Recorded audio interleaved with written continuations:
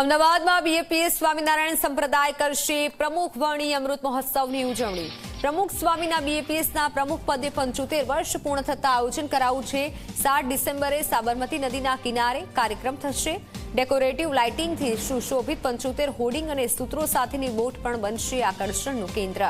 બોટમાં શ્રીમદ ભાગવત, ભગવદ્ ગીતા, વચનામૃત, રામચરિતમાનસ, મહાભારત જેવા ગ્રંથોમાંથી 75 સૂત્રો તૈયાર કરાયા છે, જે સંતોના ગુણ અને મહિમા દર્શાવશે।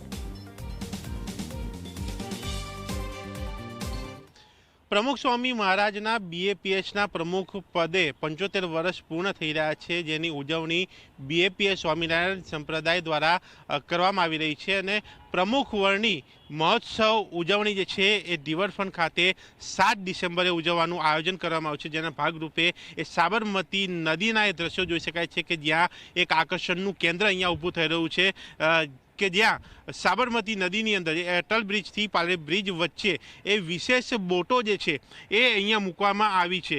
સ્વામિનારાયણ સંપ્રદાય એ બીએપીએસ દ્વારા જે પ્રકારે એક ભવ્ય આ ઉજવણી કરવામાં આવી છે, જેના ભાગરૂપે આ વ્યવસ્થા, આ આકર્ષણ જે છે તે અહીંયા ઊભું કરવામાં આવી રહ્યું છે। તેમાં ખાસ કરીને જ્યારે પ્રમુખ સ્વામી મહારાજના એ 75 વર્ષ એ બીએપીએસના પ્રમુખ પદે જ્યારે પૂર્ણ થઈ રહ્યા છે, ત્યારે નદીમાં ડેકોરેટિવ લાઇટિંગથી સુશોભિત આ 75 હોર્ડિંગ સાથેની આ બોટો જે છે એ રાખવામાં આવી છે, જ્યાં બીએપીએસ સંપ્રદાયના વડા તરીકે જે પ્રમુખ સ્વામીના એ 75મી આ વર્ષગાંઠની ઉજવણીના ભાગરૂપે એ 75 સૂત્રો સાથેની આ બોટો જે છે એ અંદર લોકોને જોવા મળશે, જ્યાં શ્રીમદ ભાગવત, ભગવદ્ ગીતા, વચનામૃત, રામચરિતમાનસ, મહાભારત જેવા ગ્રંથો સહિતના એ સૂત્રોચ્ચાર એ આ બોટોની અંદર જોવા મળશે, જે એ વિશેષ આકર્ષણ જે છે એ લોકોમાં ઊભું કરશે। અને તેની તડામાર તૈયારીઓ અહીંયા ચાલી રહી છે કે જ્યાં સંતો અહીંયા કામે લાગેલા છે, એ સભ્યો, એ કર્મચારીઓ,